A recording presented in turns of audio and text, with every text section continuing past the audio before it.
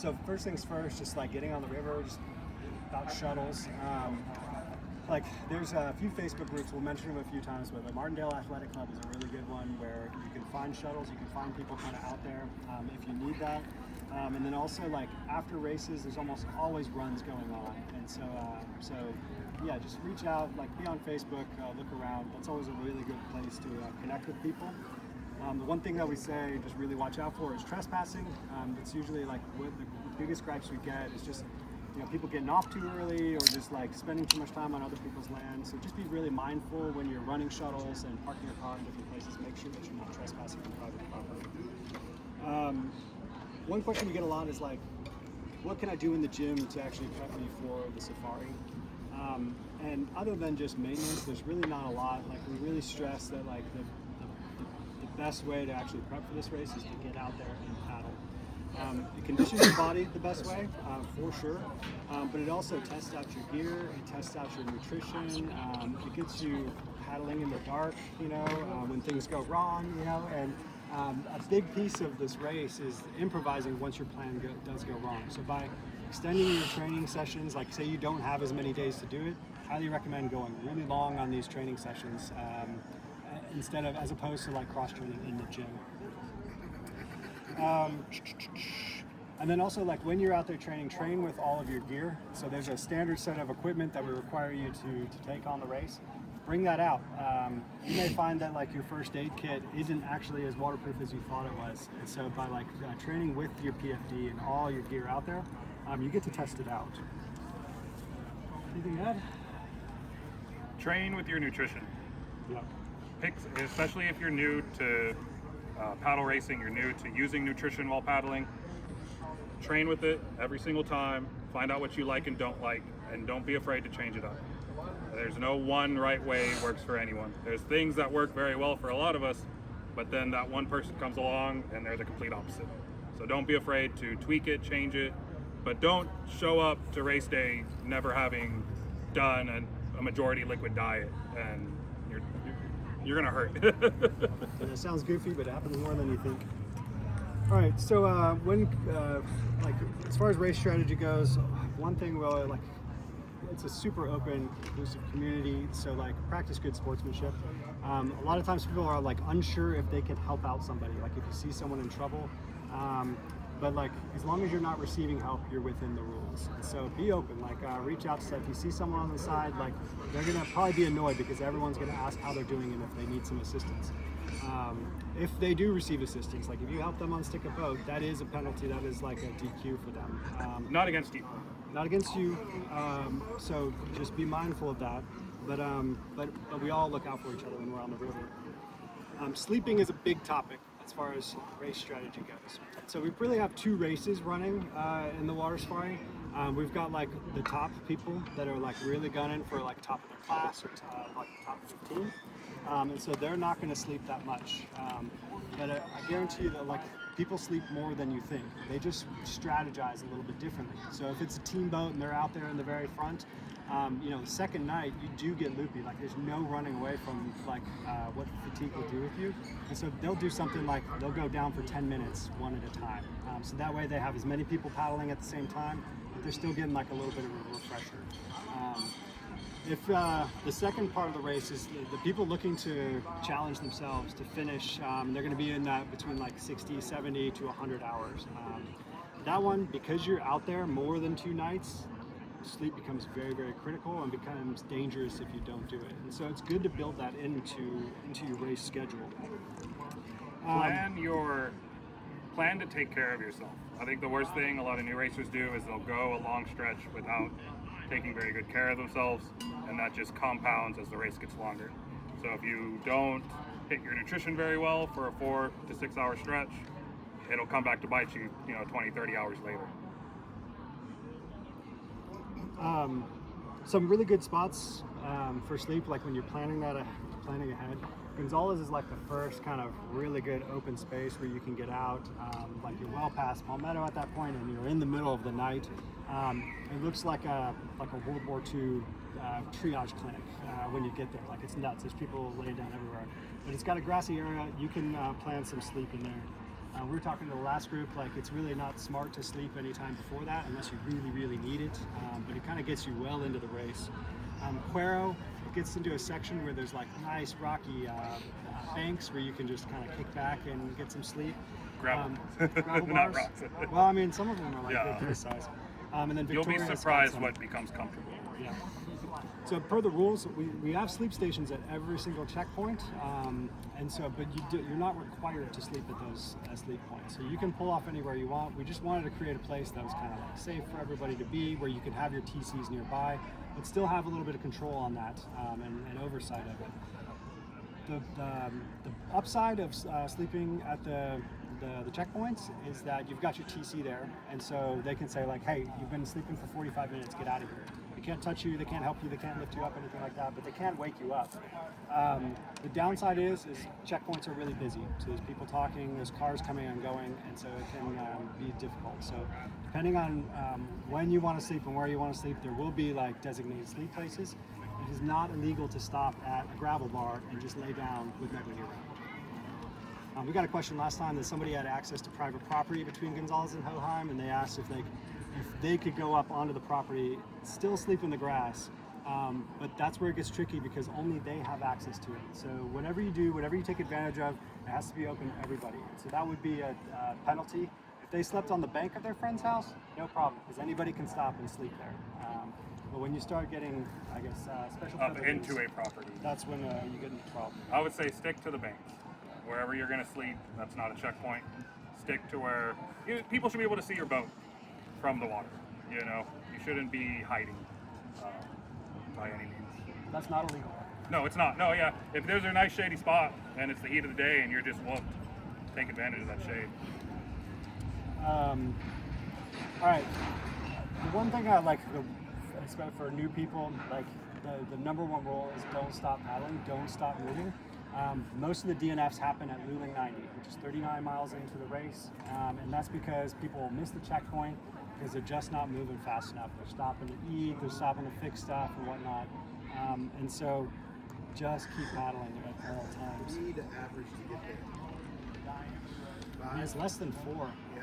Yeah, it's not that fast. Majority of the checkpoints, if I remember right, are built around a 3.5 to 4 mile an hour average. They're actually built around. Or less. 200? Well, no, it's like they get revised every few years. They're built around when we're seeing like heavy DNFs, and so like I don't know, it changes from piece to piece of the river. But honestly, like if you average 4 miles an hour, you'll have a really good finish.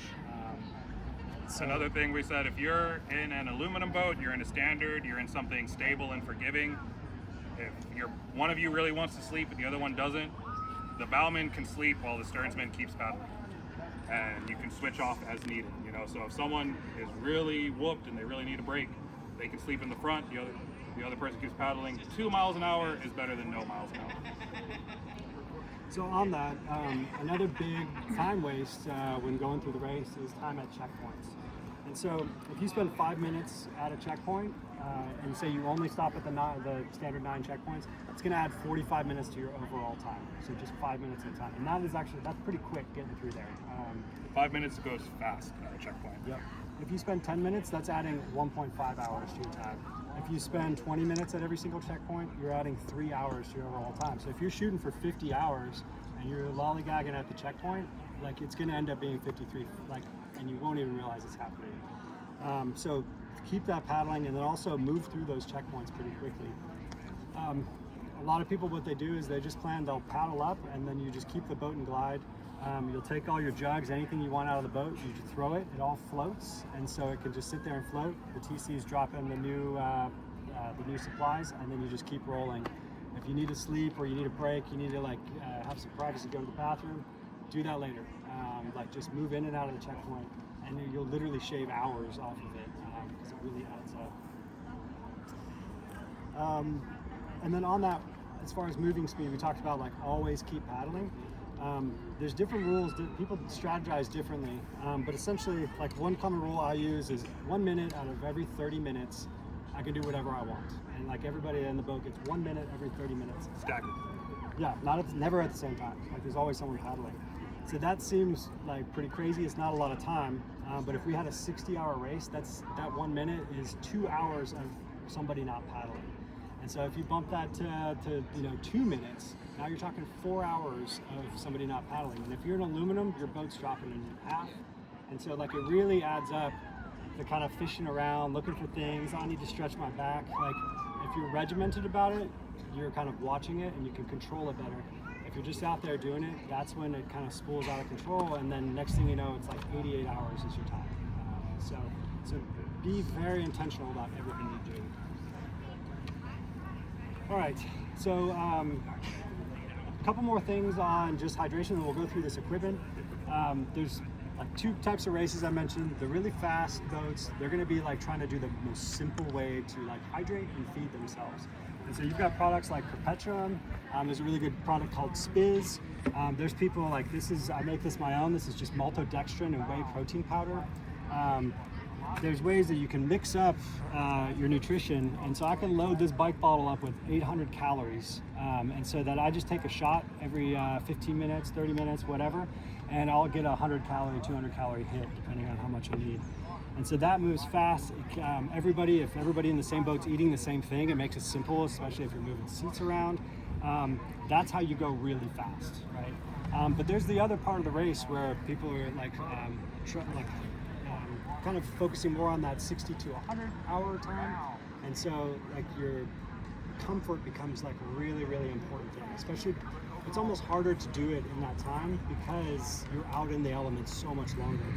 And so you can receive any food you want. You can get pizza, just whatever you decide to eat with your nutrition. Make sure you do it, like Josh said, before you actually get into the race, because you may eat some pizza and like make you want to throw up, so just be mindful of that. Electrolytes are so important, and so you have to be constantly taking salt. In my little baggies, I take salt pills and I break them up and I just put them in here. So I know I'm getting my salt through here. You can do like the noon sports tabs and put them in bike bottles. There's a number of, or you could just take tabs. Josh takes I do tabs. salt pills and liquid IV. And I'm at the point now, I love the salt pills. I take 2 of them before any training run. It's just become habit. I feel the difference without it, but that's because I trained that way.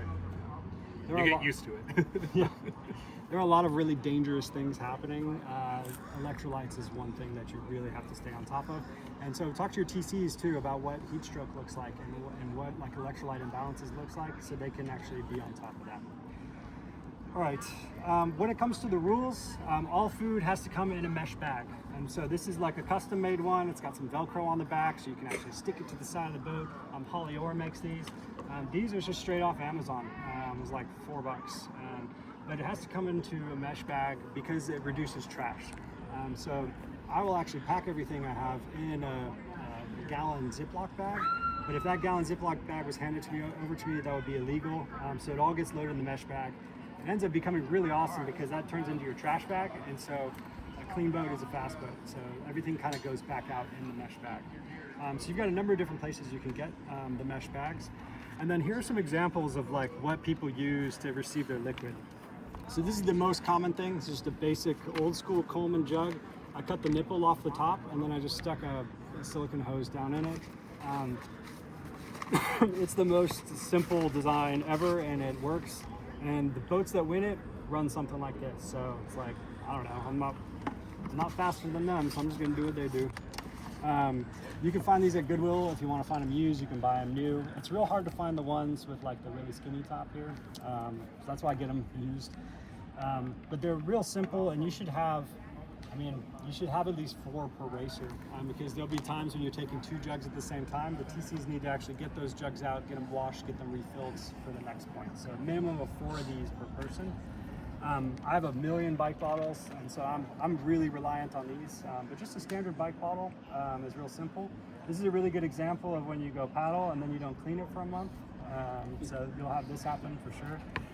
And then if you're taking like chunkier things, like I really love getting pho noodle soup the night before the race, and then I get this on the first evening, and so I chop it up with scissors, and so I have like this delicious pho noodle soup the first night, and it's a lifesaver. Absolutely one of my favorite meals of the year.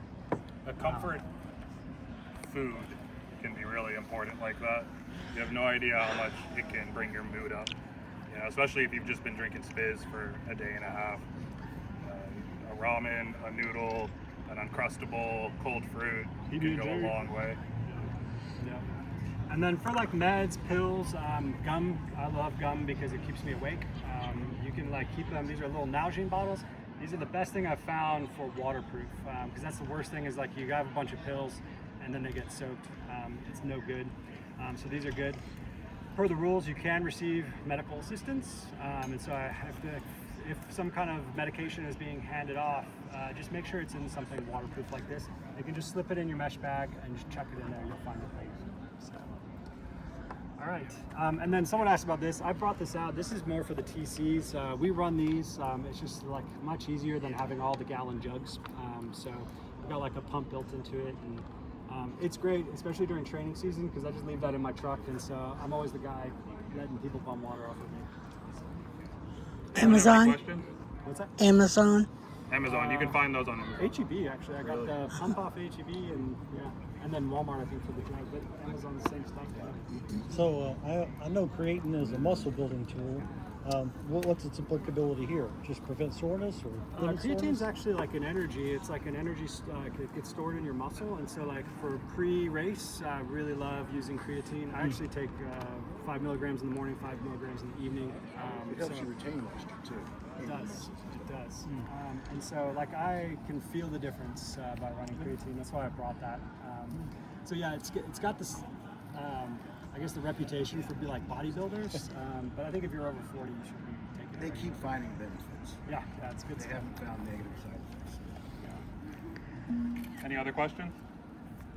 How many jugs do you have you done it solo? I have, yeah. And how many jugs do you run for? Give me an idea. So your main, what are those, half gallon? So yeah, I never take more than one jug ever. Okay. So to get around that, because you've got like areas like Gonzales to Hoheim, where like if you've got I don't know, like we'll have people meet us in other places, and so like I just have more frequent handoffs. I'll say my first year, I ran 2 jugs the entire time, every checkpoint. And from Gonzo to Hoheim, I ran 3 jugs. And I finished the 3rd one by Hoheim. Yeah, so it's, But I sweat. it depends on your I'm a very, moisture Well, that's comes part out of of me the very training, quickly. right? Is training your hydration and not overdoing it, because a lot of it's waste if you don't need it. Yeah, and I can make it through long sections with. We'll also I'll do things like a liquid load, where like if I know I'm coming up and I know I've got still half my jug in there, I'm gonna chug that whole jug before I get to the checkpoint, just so I'm not thirsty for a while, and so I can kind of meter out the water that way as well. But I You're try. just showing this as an example of your mix. That's not what you carry in them. You don't mix on them. That's a good question. This is what I would hand my TC. Like, so I already have all my bottles. This is one bottle right here. And so they don't have to go and sit on the back of the truck and actually mix all this stuff up for me. I'll like have a baggie, and it'll be like, okay, I need 2 of these, and I'll put the banana and the bar and everything I want for that checkpoint. It's already there. So they get to the checkpoint and they open up the bag, they'll mix up the water, like mix the water and the bottle and whatnot. So there's a little bit of prep, but I try and make it as easy as possible for them. What brand are those little bottles that you said work really well? Nalgene. Nalgene. So it's like bottle, yeah. same like the It's a really chemical famous Nalgene compound. bottle. It's the same thing. REI has them, and they're kind of hard to find on Amazon. But Yeah, REI is probably the easiest place to It's get not a them. brand, it's a chemical compound. Oh, okay. it's a It's a plastic name. It's a plastic It's name. definitely the Well, brand. Nalgene makes these. Yeah. They make these in different sizes. So they make Sure, it's these, they make them a little bit bigger. Genericized. I like sheetrock. They size them by ounces, half ounce, ounce, ounce and a half. Yeah, they're really good. I've done pill bottles too, but I don't know. Those are Cans the only get thing hard. that like year after year they stay dry. You can reuse the non-containers too for pills. Yeah, certainly can. I actually use those for a ton of different things. She's talking about these guys here. You get these at the grocery store. They're like the little Salt tablets. electrolyte. Or I've got actually, these are salt tabs. So here, I'm using it for a different purpose already. But there are usually tabs in here. These are great bottles for just random stuff. Keeping your stuff easily accessible is really important. It's really hard when you're exhausted to go, oh, well, I need to open up a dry bag and find it and open it and take it. Like, I have in my foam setup in between my legs, I have my bike bottle and I have 6 pill bottle holes. And I have, you know, everything from my pain relief to the salt pills to the caffeine pills. Everything is, I can get it and have a pill in my mouth in 30 seconds. And just having it accessible just keeps you honest. It keeps you on top of it. And also, we'll build nutrition into the boat. So I did this, like, so I'll put like goo on my gunnels, and so like as you need things, like say I didn't get enough of my baggie, you can just rip those right off the gunnel and take them straight away without spending time digging around a dry bag. So the important thing that I feel for me for identifying my nutrition is to identify where do I hit the wall in burning calories. Like when you're active, when do you get to the point where you're depleted of calories, and adding calories isn't going to help because you need to know how to get there before that, to You gotta replenish your train. calories before that. So you know. So there's 2 limits to there, because there's like too few calories. Right. Like you'll feel that. That's the one we know the most, and so just kind of eat to stay ahead of that, and you get a rhythm. Like so, my little like every 15-20 minutes, I'm taking 200 calories, and that keeps me well ahead of it. And if I stay on track, I'll never be hungry. The other end of the spectrum that people run into is like they overfeed, and so like generally speaking, this is not doctor's advice, but 200 to 300 calories an hour is kind of where we're targeting. And so, but you can definitely take on too much food, and then you're bloated, you're constipated, then you're really messed up. So you can overdo it as well. So that's why, like with training, I'll try and run it on the lean side so that I know I need to dial it up, because it's harder to tell when you've overeaten. And so you know that your mix is going to put 800 calories in that bottle or that size. So you can just judge like a quarter of it or whatever, give you 200 calories. Yep. And I can even like by taking a shot, I can be like, oh, they undermixed this. Yeah. Because like Doesn't taste the right. thickness, it gets real thick. So. Like during the race, I was doing about 250 calories of powder an hour. The main point And is then don't eating. wait till you're hungry, Never wait till you're hungry. because that'll throw you out of the race real Yep. quick. Eat breakfast on any and never race wait day. till you're thirsty as well. So a lot of people, they'll push on because they're like, oh, but we got to get to the next You checkpoint. don't I'll eat realize when 30 I get minutes there. goes by or an hour goes by and you hadn't Or had a hours. drink or eat anything, and you've already burned through your calories and dehydrated yourself without even knowing it. Yep. And yeah, you may slow down a little bit if you stop to take care of that, but you're going to really slow down if you crash. It doesn't feel good either. It does not feel good. No, we do this for fun, so it should feel a little good. Cool. Any other questions, guys? Awesome. Anything about gear? What's with the magnesium stuff? Oh, that just was, this was in my race gear, and so that, you weren't supposed to see that. I don't know, you may need it. That's a lot of protein and maltodextrin. Some people swear by it. Yeah.